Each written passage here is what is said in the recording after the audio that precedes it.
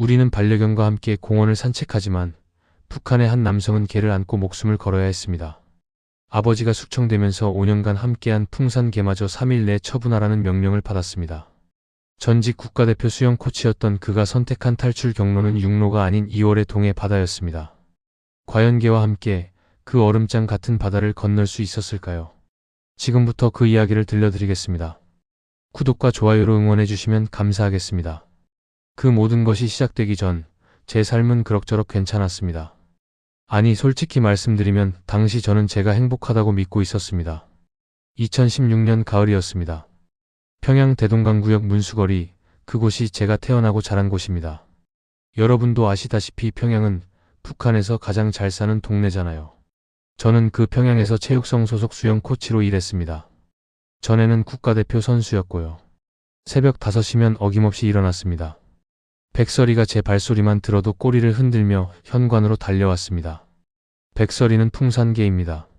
우리 민족 고유의 개 품종이죠. 아버지가 제가 25살 때 데려다 주신 녀석인데 그때부터 쭉 함께 살았습니다. 사람보다 영리하다는 말이 딱 맞는 녀석이었습니다. 제가 기분이 안 좋으면 조용히 옆에 앉아 있고 힘들 때는 제 손을 할아주곤 했습니다. 훈련장까지는 걸어서 20분 거리였습니다. 대동강변을 따라 걷다 보면 아침 해가 강물에 반짝이는 게 참 예뻤습니다. 그 시절엔 말이죠. 제가 그 풍경을 마지막으로 보게 될 줄은 꿈에도 몰랐습니다. 훈련장에 도착하면 선수들이 벌써 와서 준비 운동을 하고 있었습니다. 코치 동무 안녕하십니까? 그렇게 인사하는 애들이 참 예뻐 보였습니다. 저는 그 아이들에게 평영부터 저병까지 제가 배우고 익힌 모든 것을 가르쳤습니다. 점심 배급은 보통 옥수수밥에 김치, 간혹 두부국이 나왔습니다. 쌀밥은 한 달에 한두 번 정도. 그래도 평양이니까 그 정도라도 받을 수 있었던 겁니다. 다른 지방은 훨씬 더 힘들다는 얘기를 들었거든요. 저는 그때 이렇게 생각했습니다. 우리 수령님께서 우리를 이렇게 먹여 살리시는구나. 지금 생각하면 참 어리석었죠. 저녁에는 아버지와 함께 식사를 했습니다. 아버지도 체육성에서 일하셨습니다. 중간 간부쯤 되셨죠. 철수야, 오늘 훈련은 어땠냐? 예, 아버지. 유망한 선수 한 명이 있는데 내년 전국체전에 내보려고 합니다. 그렇게 평범한 대화를 나누는 게 행복이었습니다. 어머니는 저녁상을 차리시면서 백설이 밥도 챙겨야지 하시며 웃으셨습니다. 백설이는 집안의 일원이었습니다. 그런데 2016년 가을쯤부터였을 겁니다. 뭔가 조금씩 달라지기 시작했습니다. 배급이 조금씩 줄어들었습니다. 한 달에 한두 번 나오던 쌀밥이 석 달째 안 나왔습니다. 훈련장에 나오던 선수 중 2명이 갑자기 사라졌습니다. 어디 갔어요? 물어봐도 아무도 대답을 안 했습니다. 그냥 모른다고만 했습니다. 그리고 아버지가 저녁 식사 때 표정이 어두워지셨습니다. 요즘 체육성 분위기가 좀 이상하다고 하셨습니다. 저는 그때 대수롭지 않게 생각했습니다. 뭐 그럴 수도 있지 하고 넘겼습니다. 백설이만 유독 밤마다 현관문 앞을 서성이며 낮게 으르렁거렸습니다. 마치 무언가를 경계하는 것처럼요. 그게 시작이었습니다. 제 인생이 완전히 뒤바뀌게 될 그 시작이었습니다. 그날은 2016년 12월 초순이었습니다. 날씨가 급격히 추워지던 때였죠. 아침 일찍 훈련장으로 나가려는데 아버지가 거실에 앉아 계셨습니다. 평소엔 저보다 먼저 출근하시는 분인데 말입니다. 얼굴이 창백하셨습니다. 아버지, 어디 편찮으세요? 제가 물었습니다. 아버지는 한참을 말이 없으시다가 이렇게 말씀하셨습니다. 철수야, 아버지가 오늘 체육성 조사를 받아야 한다. 그 말씀을 들었을 때 제 등에서 식은땀이 흘렀습니다. 여러분도 아시다시피 북한에서 조사를 받는다는 건 보통 일이 아닙니다. 예전에 우리 동네에서도 조사 받으러 간 사람이 다시 돌아오지 못한 경우를 여러 번 봤거든요. 무슨 일이십니까? 어머니가 떨리는 목소리로 물으셨습니다. 아버지는 고개를 저으셨습니다. 파벌 연루 의심이라고 하더구나. 누군가 내 이름을 거론했나 보다. 저는 그날 훈련장에 갔지만 정신이 하나도 없었습니다. 선수들을 가르치면서도 머릿속은 온통 아버지 생각뿐이었습니다. 점심시간이 되었을 때 평소 친하게 지내던 동료 코치가 제게 다가왔습니다. 그런데 이상했습니다. 제 눈을 똑바로 보지 못하고 시선을 피했습니다. 김 코치, 요즘 조심해야 할 거야. 그가 작은 목소리로 말했습니다. 무슨 소리야? 제가 물었습니다. 그는 주위를 둘러보더니 더 낮은 목소리로 말했습니다. 자네 아버지 일 때문에. 자네도 감시 대상이 될 수 있어. 나도 자네랑 같이 있으면 안 될 것 같아. 미안하네. 그 순간 제 가슴이 철렁 내려앉았습니다. 아, 이게 바로 체제구나. 그때 처음으로 깨달았습니다. 제가 아무리 열심히 일하고 충성하고 당에 헌신해도 누군가 한 사람이 의심받으면 그 주변 사람들은 모조리 위험해진다는 것을요. 오후 훈련 시간에는 더 심했습니다. 선수들이 제 지시를 듣지 않았습니다. 어떤 아이는 대놓고 건성으로 운동했습니다. 평소 같으면 야, 제대로 해. 하고 호통쳤을 텐데 그날은 그럴 힘도 없었습니다. 제 권위가, 제 위치가 하루 만에 무너지는 걸 느꼈습니다. 저녁 때 집으로 돌아왔을 때 아버지는 아직 안 들어오셨습니다. 어머니는 부엌에서 저녁 준비를 하시는 척 하셨지만 손이 떨리고 계셨습니다. 백설이만 유독 현관문 앞을 서성이며 낮게 울부짖었습니다. 그 녀석도 뭔가 불길한 기운을 느끼는 것 같았습니다. 밤 9시가 넘어서야 아버지가 돌아오셨습니다. 얼굴이 완전히 수척해지셨더군요. 어머니가 어떻게 됐어요? 하고 물으셨지만 아버지는 그저 고개만 저으셨습니다. 저녁을 거의 드시지 못하셨습니다. 그날 밤 저는 잠을 이룰 수가 없었습니다. 천장만 바라보며 생각했습니다. 나는 뭘 잘못했나? 아버지는 뭘 잘못하신 건가? 우리 가족이 무슨 죄를 지었다는 건가? 그런데 답이 없었습니다. 죄가 없어도 의심받으면 끝인 세상이었습니다. 다음 날부터 제 생활은 완전히 달라졌습니다. 훈련장 입구에 보위부 사람으로 보이는 이들이 서성이기 시작했습니다. 동료들은 저를 피했습니다. 선수들은 제 말을 듣지 않았습니다. 그리고 가장 무서운 건 체육성 간부가 저를 따로 불러 이렇게 말했습니다. 김철수 동무, 당분간 코치 업무에서 배제하겠소. 집에서 대기하시오. 그 말은 곧 감시 대상이라는 뜻이었습니다. 제가 평생 바쳐온 수영, 제가 사랑하던 일, 그 모든 것이 하루아침에 사라졌습니다. 집으로 돌아오는 길에 백설이가 제 옆을 걸으며 제 손을 잡고 하랐습니다. 마치 위로하는 것처럼요. 이게 내가 믿었던 체제의 진짜 모습인가? 그때부터였습니다. 제가 그동안 믿었던 모든 것이 흔들리기 시작한 게 2017년 1월이 되자 상황은 더 나빠졌습니다. 아버지가 혁명화 대상으로 지목되었다는 소식이 들려왔습니다. 혁명화라는 게 뭔지 아십니까? 쉽게 말하면 사상 재교육이라고 하는데 실제로는 노동 수용소로 보내진다는 뜻입니다. 한번 그곳에 들어가면 살아나오기 힘듭니다. 우리 부모님 세대도 이런 건 못 봤을 겁니다. 1월 중순 어느 날 배급이 완전히 끊겼습니다. 배급소에 가니까 담당자가 차갑게 말했습니다. 김영철 가족은 배급 대상에서 제외되었소. 그 말 한마디로 우리 가족은 먹을 것이 없어졌습니다. 어머니가 우리가 무슨 죄를 지었습니까? 하고 물으셨지만 그 사람은 고개도 돌리지 않았습니다. 장마당에 가서 쌀을 사려고 해도 돈이 부족했습니다. 옥수수 한 대에 5,000원, 쌀 한 대에 10,000원이 넘었습니다. 우리가 모아둔 돈으로는 한 달도 버티기 힘들었습니다. 어머니는 집에 있던 이불과 옷가지를 팔기 시작하셨습니다. 제 마음이 찢어지는 것 같았습니다. 가장 힘든 건 추위였습니다. 겨울인데 연탄도 구할 수 없었습니다. 연탄 배급도 끊겼거든요. 나무를 주우러 산에 가려고 해도 감시가 붙어서 마음대로 움직일 수도 없었습니다. 밤이면 온 가족이 한 방에 모여 이불을 덮고 떨었습니다. 손발이 얼어서 터질 것 같았습니다. 하루 한 끼도 제대로 못 먹는 날들이 계속되었습니다. 그리고 1월 20일쯤이었을 겁니다. 보위부 사람들이 우리 집에 들이닥쳤습니다. 집안 수색을 실시한다. 그들은 장롱을 뒤지고 마루를 들추고 심지어 부엌 항아리까지 다 열어봤습니다. 뭘 찾는지도 모르겠더군요. 어머니가 제발 좀 그만하시라고 애원하셨지만 소용없었습니다. 그때 그 사람들 중 하나가 백설이를 보더니 이렇게 말했습니다.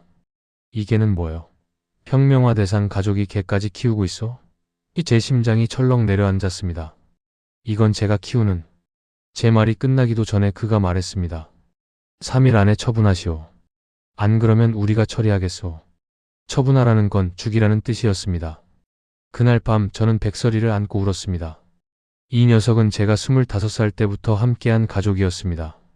제가 힘들 때마다 곁에 있어준 친구였습니다. 그런데 이제 이 아이마저 잃어야 한다니.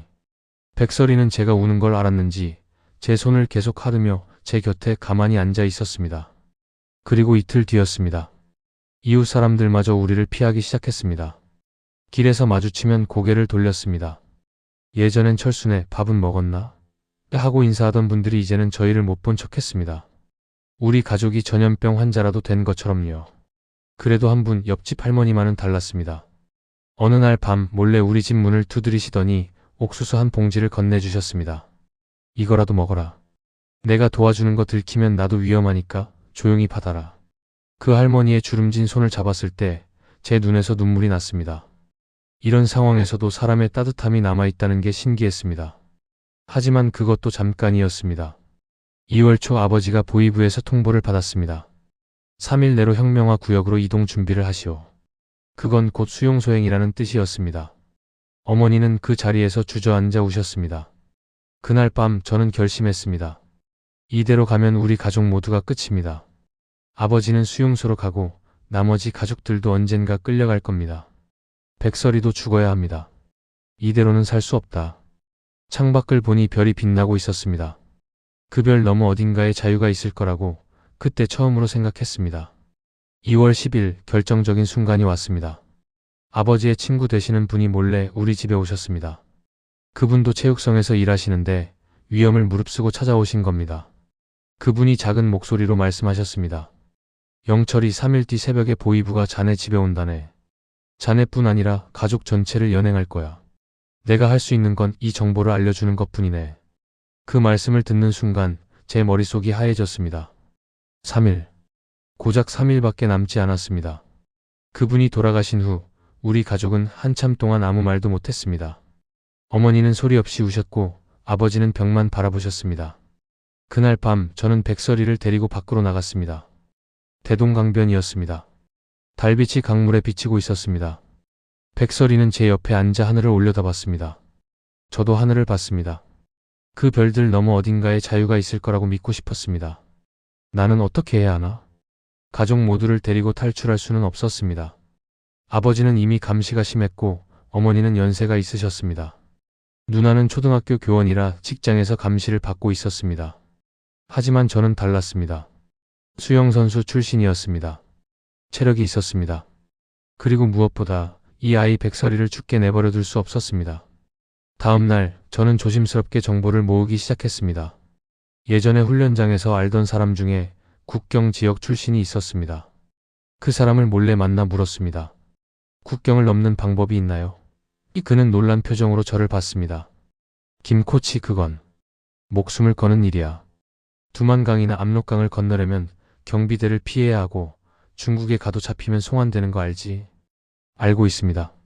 그래도 방법이 있습니까? 그가 한참을 망설이다가 말했습니다. 동해 쪽으로 가는 방법도 있긴 해. 하지만 바다를 건너야 하는데. 미친 짓이야. 바다.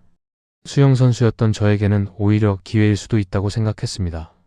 물론 겨울 바다는 죽음이나 다름없지만 육로보다는 경비가 덜할 수도 있었습니다. 그날 밤 저는 결심했습니다. 백설이와 함께 동해로 가는 겁니다. 바다를 건너 한국으로 가는 겁니다. 죽을 각오를 했습니다. 하지만 여기 남아서 수용소에 끌려가는 것보다는 나았습니다. 문제는 돈이었습니다.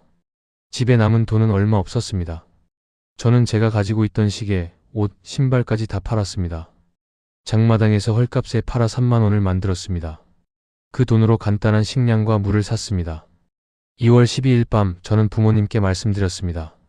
저 평양을 떠나야 할 것 같습니다. 어머니가 울음을 터뜨리셨습니다.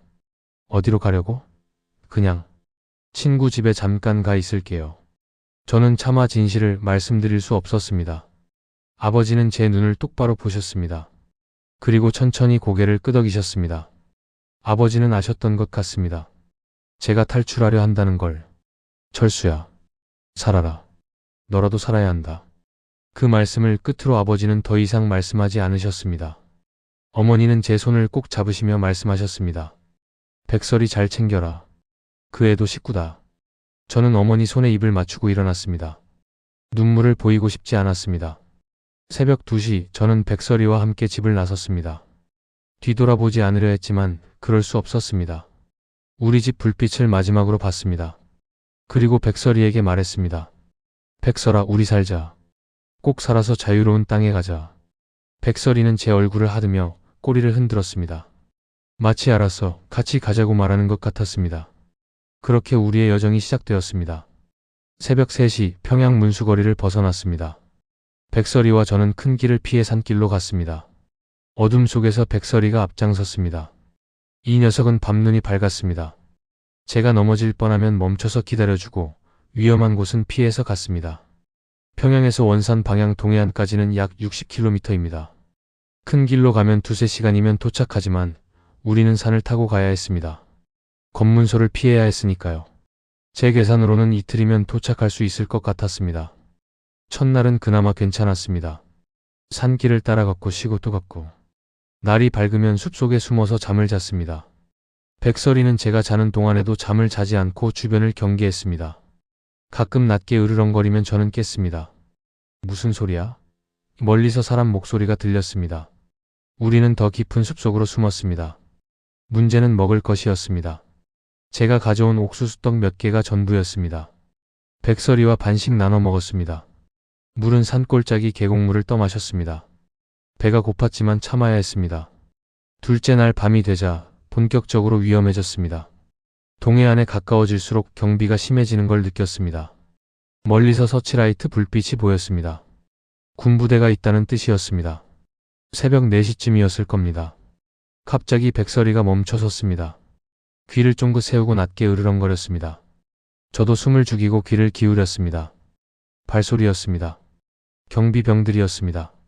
이 근처에서 수상한 놈이 목격됐다고 하는데 잘 찾아봐라. 혹시 탈영병일 수도 있어. 제 심장이 터질 것 같았습니다. 백설이는 제 다리를 건드리며 다른 방향을 가리켰습니다. 우리는 몸을 낮추고 기어가듯 움직였습니다. 나뭇가지 밟는 소리라도 나면 끝이었습니다. 경비병들이 서치라이트로 주변을 비췄습니다. 불빛이 제 머리 위를 지나갔습니다. 저는 땅에 완전히 엎드렸습니다. 백설이도 제 옆에 납작 엎드렸습니다. 둘 다 숨도 제대로 쉬지 못했습니다. 한 10분쯤 지났을까요? 경비병들이 다른 곳으로 갔습니다. 저는 그제야 숨을 쉬었습니다. 백설이가 제 손을 하았습니다. 괜찮아, 잘했어. 제가 백설이 머리를 쓰다듬으며 속삭였습니다. 셋째 날 새벽, 드디어 바다 냄새를 맡았습니다. 짠 냄새였습니다. 백설이도 느꼈는지 코를 킁킁거렸습니다. 산을 내려가자 멀리 동해 바다가 보였습니다. 회색빛 파도가 일렁이고 있었습니다. 하지만 기쁨도 잠깐, 제 눈에 들어온 건 해안 경비 초소였습니다. 그리고 철조망이었습니다. 해안선을 따라 철조망이 쳐져 있었습니다. 경비병들이 순찰을 돌고 있었습니다. 어떻게 하지? 저는 하루 종일 해안을 관찰했습니다. 경비병들의 순찰 시간을 재봤습니다. 대략 1시간에 한 번씩 돌았습니다. 그 사이 공백이 15분 정도 있었습니다. 그 시간을 노려야 했습니다. 그날 밤 2월 15일 밤 11시였습니다. 경비병이 지나간 직후였습니다. 저는 백설이를 안고 철조망 쪽으로 뛰었습니다. 철조망 아래 공간이 있었습니다. 제가 먼저 기어서 빠져나갔습니다. 그리고 백설이를 밀어냈습니다. 퍽. 백설이가 철조망에 살짝 긁혔는지 낑낑거렸습니다. 쉿, 조용히. 저는 백설이를 안고 모래사장으로 달렸습니다. 그런데 그때였습니다. 저기다. 멈춰라. 뒤에서 고함 소리가 들렸습니다. 서치라이트가 우리를 비췄습니다. 탕. 총성이 울렸습니다. 제 옆 모래가 튀었습니다. 저는 백설이를 더 꽉 안고 바다 쪽으로 뛰었습니다. 파도가 보였습니다. 거대한 파도였습니다. 2월 중순 동해 바다는 거의 얼음장이었습니다. 폭풍주의보가 내려진 날이었습니다. 뒤에서 또 총성이 들렸습니다. 탕, 탕. 선택의 여지가 없었습니다. 저는 백설이를 안고 파도 속으로 뛰어들었습니다. 얼음처럼 차가운 물이 온몸을 덮쳤습니다. 백설이가 놀라서 발버둥쳤습니다. 괜찮아, 내가 있어. 저는 백설이를 한 팔로 안고 다른 팔로 헤엄쳤습니다. 수영선수였던 제게도 이 바다는 지옥이었습니다. 물속에 들어가는 순간 온몸이 얼어붙는 것 같았습니다. 2월 중순 동해 바다는 영하의 물이었습니다. 숨이 막혔습니다. 하지만 멈출 수 없었습니다. 뒤에서 총알이 날아왔습니다. 퍽, 퍽. 물속에서 총알이 지나가는 소리가 들렸습니다. 백설이가 제 품에서 발버둥쳤습니다. 이 녀석도 추위에 놀란 겁니다. 백설아, 진정해. 내가 있어. 저는 백설이를 꽉 안았습니다. 한 팔로는 백설이를 안고 한 팔로는 물을 저었습니다. 국가대표 선수 출신이었지만 이런 바다는 처음이었습니다. 파도가 거셌습니다. 파도 한 번 칠 때마다 저와 백설이는 물속으로 가라앉았다가 다시 떠올랐습니다. 물을 마셨습니다. 짠물이 목구멍으로 넘어갔습니다. 백설이는 숨을 헐떡였습니다. 이 녀석이 물에 빠져 죽을까 봐 무서웠습니다. 해안에서 서치라이트가 우리를 쫓아왔습니다. 그리고 더 무서운 소리가 들렸습니다. 드르륵 드르륵 모터 소리였습니다. 경비정이었습니다. 이제 끝이구나. 그 생각이 머릿속을 스쳤습니다. 하지만 포기할 수 없었습니다. 저는 숨을 크게 들이마시고 물속으로 잠수했습니다. 백설이를 안고요. 백설이가 놀라서 버둥거렸지만 저는 놓지 않았습니다. 물속에서 10초를 버텼습니다. 폐가 터질 것 같았습니다. 다시 수면으로 올라왔습니다. 경비정이 지나갔습니다. 제가 있던 곳에서 10m쯤 떨어진 곳이었습니다. 이쪽이다. 이쪽을 찾아. 경비정에서 고함 소리가 들렸습니다. 서치라이트가 사방을 비췄습니다. 저는 또다시 잠수했습니다. 이번엔 더 깊이 내려갔습니다. 백설이가 제 팔에서 힘없이 늘어졌습니다. 안 돼, 정신 차려. 저는 백설이를 더 꽉 안았습니다. 다시 올라왔을 때 경비정은 다른 쪽으로 가고 있었습니다. 하지만 안심할 수 없었습니다. 저는 계속 헤엄쳤습니다. 남쪽으로. 한국이 있는 쪽으로. 얼마나 헤엄쳤을까요? 시간 감각이 없어졌습니다. 팔이 저렸습니다. 다리가 경련을 일으켰습니다. 입술이 파랗게 질렸습니다. 백설이도 떨고 있었습니다. 이 녀석의 체온이 점점 떨어지는 게 느껴졌습니다. 하늘에 계신 부모님, 제발 우리를 살려주세요. 저는 기도했습니다. 어릴 때 돌아가신 할아버지, 할머니를 떠올렸습니다. 평양에 남겨두고 온 아버지, 어머니를 생각했습니다. 제가 살아야 부모님도 언젠가 만날 수 있습니다. 제발, 제발요. 그때였습니다. 멀리서 불빛이 보였습니다. 북한 경비정과는 다른 불빛이었습니다. 더 밝고 더 컸습니다. 저는 마지막 힘을 다해 그쪽으로 헤엄쳤습니다. 저기요. 살려주세요. 목청껏 소리쳤습니다. 하지만 목소리가 제대로 나오지 않았습니다. 백설이가 희미하게 짖었습니다. 낑. 약한 소리였습니다. 불빛이 가까워졌습니다. 그리고 확성기 소리가 들렸습니다. 거기 누구요? 움직이지 마시오. 한국말이었습니다. 한국 사투리였습니다. 제 귀에 천사의 목소리처럼 들렸습니다. 제발 구해주세요. 저는 그 말을 끝으로 힘이 풀렸습니다. 백설이를 안은 채로 물속으로 가라앉기 시작했습니다. 의식이 흐려졌습니다. 그때 누군가 저를 잡았습니다. 구명조끼가 제 몸에 걸쳐졌습니다. 야, 이 사람 개를 안고 있어. 빨리 건져 올려. 저는 배 위로 끌어올려졌습니다. 백설이도 함께요. 누군가 제 등을 두드리며 물을 토하게 했습니다. 괜찮아요? 정신 차려요. 저는 눈을 떴습니다. 해경 옷을 입은 사람들이 보였습니다. 태극기가 보였습니다. 백설이는 제가 떨리는 목소리로 말했습니다. 걔도 살아있어요. 걱정 마세요. 해경 대원이 말했습니다. 백설이가 제 옆에 누워 숨을 헐떡이고 있었습니다. 눈을 뜨고 저를 보고 있었습니다. 저는 백설이의 머리를 쓰다듬었습니다. 잘했어. 우리 살았어. 그리고 정신을 잃었습니다. 2시간 반 동안 얼음장 같은 바다에서 헤엄친 끝에 우리는 살아났습니다. 눈을 떴을 때 하얀 천장이 보였습니다. 병원이었습니다. 몸에 이불이 덮여 있었고 따뜻했습니다. 얼마나 오랜만에 느껴보는 따뜻함인지 모릅니다. 옆에서 기계음이 들렸습니다. 삑삑삑 심전도 기계였습니다. 백설이. 제가 중얼거렸습니다. 그러자 문이 열리고 간호사가 들어왔습니다. 정신 차리셨어요. 걔는 걱정 마세요. 수의사가 잘 봐주고 있어요. 저는 안도의 한숨을 쉬었습니다. 살았습니다. 우리가 살았습니다. 이틀 뒤 국정원 사람들이 왔습니다. 양복을 입은 2사람이었습니다. 한 사람이 의자에 앉으며 물었습니다. 어떻게 탈북하셨는지 자세히 말씀해 주시겠습니까? 저는 처음부터 설명했습니다. 아버지의 숙청, 가족의 몰락, 탈출 결심, 그리고 동해 바다를 건넌 일까지. 그런데 제가 백설이와 함께 바다를 건넜습니다. 라고 말하자 2사람이 서로 얼굴을 봤습니다. 걔를 안고요? 한 사람이 다시 물었습니다. 네, 풍산개입니다. 5살 수컷이고요. 풍산개를 안고 동해 바다를 2시간 넘게 헤엄쳤다. 이게 사실입니까? 네, 저는 전에 국가대표 수영선수였습니다. 그리고 백설이 없이는 탈출할 수 없었습니다. 조사관 한 명이 고개를 저었습니다. 이런 경우는 전례가 없습니다. 개를 데리고 해상 탈북을 한 사례가 기록에 없어요. 나중에 들은 얘기지만 국정원에서 꽤 논란이 있었다고 합니다. 정말 개와 함께 바다를 건넜을까? 과장이 아닐까? 하지만 해경의 구조 기록, 제 어깨와 팔에 남은 상처들, 그리고 백설이의 상태를 종합해서 결론 내렸답니다. 사실이다. 백설이는 별도로 검역을 받았습니다. 수의사 선생님이 와서 말씀하셨습니다. 이게 정말 대단하네요. 이 추운 바다에서 살아남았어요. 보통 개는 10분도 못 버티는데 백설이는 저체온증으로 며칠 치료를 받았지만 다행히 회복했습니다. 한 달쯤 지나서 저는 하나원에 들어갔습니다. 하나원은 탈북자들이 한국 생활을 배우는 곳입니다.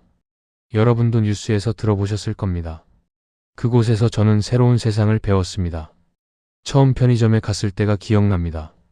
24시간 문을 연다는 게 믿기지 않았습니다. 북한에서는 밤 8시만 되면 모든 가게가 문을 닫았거든요. 그리고 물건이 그렇게 많은지 몰랐습니다. 과자, 음료수, 라면, 빵. 진열 때마다 가득했습니다. 이게 다 살 수 있는 거예요? 제가 물었습니다. 네, 돈만 있으면요. 교육 담당자가 웃으며 말했습니다. 마트에 갔을 때는 더 놀랐습니다. 고기가 냉장고에 가득했습니다. 쌀이 20kg짜리 포대로 쌓여 있었습니다. 과일도 채소도 생선도. 이렇게 많은 음식이 한 곳에 있다는 게 신기했습니다. 평양 장마당도 이 정도는 아니었거든요. 하나원에서 저는 유명인이 되었습니다. 백설이 때문이었습니다. 다른 교육생들이 제게 물었습니다. 정말 걔랑 같이 바다를 건넜어요. 백설이 어디 있어요? 보고 싶어요. 백설이는 제가 하나원 교육을 받는 동안 임시 보호소에 있었습니다. 주말마다 저는 백설이를 만나러 갔습니다. 그 녀석은 저를 보면 꼬리를 흔들며 뛰어왔습니다. 제가 얼마나 보고 싶었는지 온몸으로 표현했습니다. 백설아, 곧 함께 살 수 있어. 제가 백설이를 안으며 말했습니다. 어느 날 하나원 원장님이 저를 불렀습니다. 김철수 씨, 언론에서 인터뷰 요청이 왔는데요. 어떻게 하시겠어요? 저는 고민했습니다. 하지만 생각해보니 제 이야기를 알리는 것도 의미가 있을 것 같았습니다. 북한의 실상을, 탈북자의 절박함을, 그리고 자유의 소중함을 알릴 수 있으니까요. 인터뷰에서 기자가 물었습니다. 가장 기억에 남는 순간이 언제였나요? 저는 대답했습니다. 한국 해경배에서 태극기를 봤을 때입니다. 그리고 백설이가 살아있다는 걸 확인했을 때요. 나중에 국정원 관계자가 제게 말했습니다. 김철수 씨 사례는 우리 기록에 영구 보관됩니다. 풍산계 동반 해상 탈북 - 최초 사례로요. 그 말을 들었을 때 저는 울컥했습니다. 우리가 해낸 겁니다. 백설이와 제가. 하나원 교육을 마치고 나왔을 때가 2017년 여름이었습니다. 저는 정부 지원금으로 서울 외곽에 작은 원룸을 얻었습니다. 그리고 드디어 백설이와 함께 살 수 있게 되었습니다. 백설이를 데리러 갔을 때 그 녀석이 저를 보고 울부짖으며 달려왔던 모습을 잊을 수가 없습니다. 처음 한국 땅을 밟았을 때, 그리고 백설이와 함께 우리 집에 들어왔을 때 저는 바닥에 주저앉아 울었습니다. 우리가 해냈어. 우리가 살아남았어. 백설이는 제 눈물을 할아주며 제 곁에 앉아 있었습니다. 한국 생활은 신기한 것 투성이었습니다. 인터넷으로 북한 소식을 찾아볼 수 있다는 게 놀라웠습니다. 평양의 날씨도 볼 수 있고 북한 뉴스도 볼 수 있었습니다. 그럴 때마다 부모님 생각이 났습니다. 아버지, 어머니는 지금 어떻게 지내실까? 말투가 달라서 힘들었습니다. 북한에서는 동무라고 하는데 남한에서는 씨라고 하더군요. 밥 먹었습니까? 대신 식사하셨어요. 라고 해야 했습니다. 처음엔 어색했지만 점점 익숙해졌습니다. 음식 맛도 달랐습니다. 북한 음식은 짜고 덜 달았는데 남한 음식은 달고 맵더군요. 그래도 같은 민족이니까 기본은 비슷했습니다. 김치찌개, 된장찌개, 불고기. 이름은 같은데 맛이 조금 다른 거죠. 일자리를 구했습니다. 수영장 코치였습니다. 제 경력을 인정받아서 채용되었습니다. 처음 출근하던 날 수영장 관리자가 물었습니다. 북한에서 정말 국가대표셨어요? 네, 그랬습니다. 대단하시네요. 잘 부탁드립니다. 그 말 한마디가 얼마나 고마웠는지 모릅니다. 북한에서는 제 능력을 인정받지 못하고 쫓겨났는데 여기서는 인정받았습니다. 이게 자유구나 실감했습니다. 아이들을 가르치면서 행복했습니다. 코치님, 오늘도 잘 부탁드려요. 아이들이 밝게 인사했습니다. 북한 선수들처럼 무서워하지 않았습니다. 웃으며 수영을 배웠습니다. 이게 정상이구나. 이게 아이들이 누려야 할 모습이구나. 그런 생각이 들었습니다. 저녁이면 백설이와 산책했습니다. 아파트 단지를 걷는데 자유롭게 걸을 수 있다는 게 감사했습니다. 누가 감시하지 않았습니다. 누가 어디 가느냐고 묻지 않았습니다. 그냥 편하게 걸을 수 있었습니다. 하지만 밤이면 북에 둔 가족들이 보고 싶었습니다. 특히 아버지와 어머니가 그리웠습니다. 인터넷으로 북한을 검색하며 눈물 흘린 적이 한두 번이 아닙니다. 지금 살아계실까? 제가 탈출한 걸 용서하셨을까? 어느 날 같은 탈북자 모임에서 만난 어르신이 말씀하셨습니다. 우리는 살아서 여기 왔으니 감사해야지. 그리고 통일이 되면 다시 가족을 만날 수 있을 거야. 통일. 그 단어를 들으니 가슴이 뛰었습니다. 정말 우리 세대의 통일을 볼 수 있을까요? 제가 평양 대동강을 다시 걸을 수 있을까요? 아버지 어머니를 다시 볼 수 있을까요? 저는 백설이를 안으며 생각했습니다. 언젠가 통일이 되면 이 녀석을 데리고 평양에 가고 싶어. 아버지 어머니께 이 아이를 보여드리고 싶어. 우리가 함께 살아남았다고 말씀드리고 싶어. 지금도 저는 수영장에서 아이들을 가르치고 있습니다. 백설이는 제 곁에서 늙어가고 있습니다. 이제 8살이 되었습니다. 흰 털에 하얀 털이 더 많아졌습니다. 하지만 여전히 제 발소리만 들으면 꼬리를 흔듭니다. 사람들이 물어봅니다. 백설이가 어떤 의미예요? 저는 이렇게 대답합니다. 백설이는 단순한 개가 아닙니다. 저와 함께 지옥을 건넌 가족입니다. 제 생명의 은인입니다. 이 아이가 없었다면 저는 여기 없었을 겁니다. 자유. 여러분은 그 소중함을 아십니까? 저는 자유를 얻기 위해 목숨을 걸었습니다. 그리고 이제 이 자유 속에서 살고 있습니다. 매일 아침 눈을 뜰 때마다 감사합니다. 백설이를 쓰다듬을 때마다 감사합니다. 언젠가 통일이 되는 날, 저는 백설이를 데리고 평양으로 돌아가고 싶습니다. 대동강을 다시 걷고 싶습니다. 부모님 묘소를 찾아뵙고 싶습니다. 그리고 이렇게 말씀드리고 싶습니다. 아버지, 어머니, 저 살아 돌아왔습니다. 백설이와 함께요. 그날까지 저는 여기서 열심히 살겠습니다. 자유를 누리며 감사하며 희망을 잃지 않으며. 백설아, 우리 함께 끝까지 가자.